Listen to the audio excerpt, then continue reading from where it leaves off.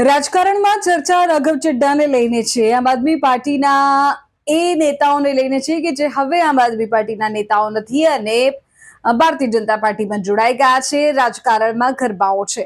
તો શું તમને પણ એવો સવાલ થાય છે કે આ સ્થિતિમાં તેમનું સભ્યપદ રહેશે કે નહીં? પક્ષપલટા વિરોધી કાયદો શું કહે છે તેની આજે મારે તમને વાત કરવી છે. ભારતીય બંધારણની 10મી અનુસૂચિ 10th શેડ્યુલ મુજબ જો કોઈ ચૂંટાયેલો સભ્ય તેની સ્વેચ્છાએ પક્ષ છોડે અથવા પક્ષના વ્હીપનું ઉલ્લંઘન કરે તો તેનું સભ્યપદ રદ થઈ શકે. જો કે આમાં એક મહત્વની છૂટછાટ આપવામાં આવી છે અને આ છૂટછાટ છે 2/3 બહુમતીનો નિયમ. કાયદા મુજબ જો કોઈ પક્ષના કુલ સભ્યોના 2/3 સભ્યો એક સાથે પક્ષ છોડીને બીજા પક્ષમાં જોડાય અથવા નવો પક્ષ બનાવે તો તેને મર્જર વિલીનીકરણ માનવામાં આવે છે.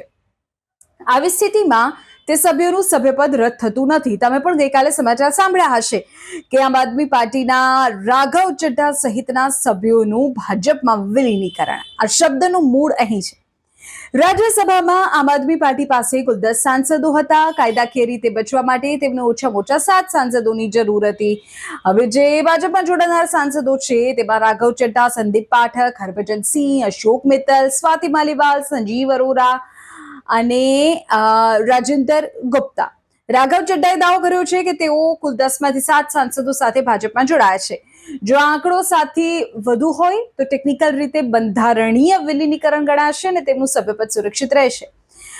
જો આમ આદમી પાર્ટીએ સાબિત કરી દે છે કે વાસ્તવમાં 7 થી ઓછા સાંસદો છે અથવા તો કોઈ સાંસદ પક્ષમાં પાછા ફર્યા છે તો પક્ષપલટા વિરોધી કાયદો લાગુ પડશે અને આ તમામ જે નામ મેં તમને કહ્યા તેમનું સભ્યપદ રદ થઈ શકે છે.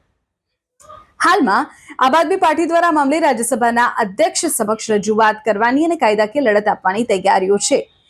જો રાઘવ ચડ્ડા પાસે ખરેખર 7 સાંસદોનું સમર્થન હશે તો આ દાવ સફળ રહેશે અને તેઓ સાંસદ તરીકે ચાલુ રહેશે અને જો નહીં, આંકડો ઘટ્યો તો મુશ્કેલી વધશે.